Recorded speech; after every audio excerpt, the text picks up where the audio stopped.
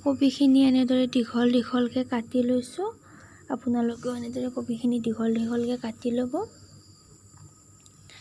তাৰপিছত ইয়াত পিঁয়াজ এটা ডাঙৰ দীঘল দীঘলকৈ কাটি লৈছোঁ, ডাঙৰ পিঁয়াজ এটা।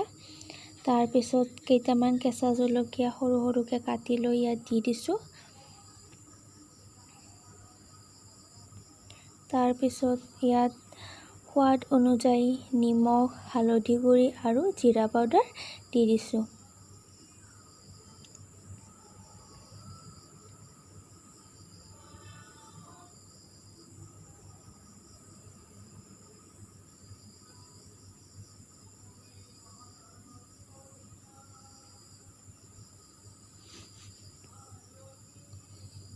তাৰপিছত ইয়াত নিজৰ জোখ অনুযায়ী বেচন দি দিছোঁ আৰু মই ইয়াত অকণমান চাউলৰ গুড়ি দি দিছোঁ। আপোনালোকে সেইটো নিদিব পাৰে বা দি চাবও পাৰে।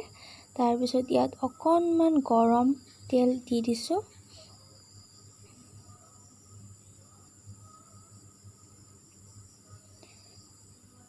তাৰপিছত এইখিনি ভালদৰে মিহলাই ল'ম।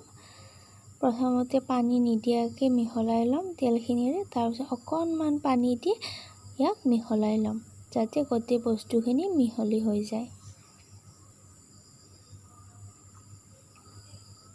ভালদৰে গোটেইখিনি মিহলি কৰি ল'লোঁ।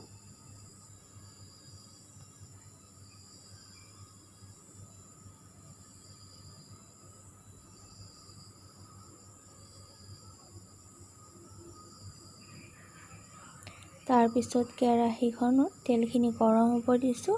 তেলখিনি ভালদৰে গৰম হোৱাৰ পিছত তাত এটা এটাকৈ চবকেইটা দি দিছোঁ।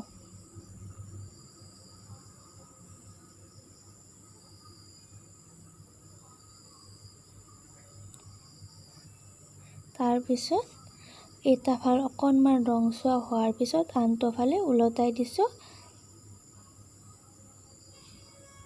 ভালদৰে ৰঙচুৱা হোৱাৰ পিছত এইখিনি নমাই লৈছোঁ।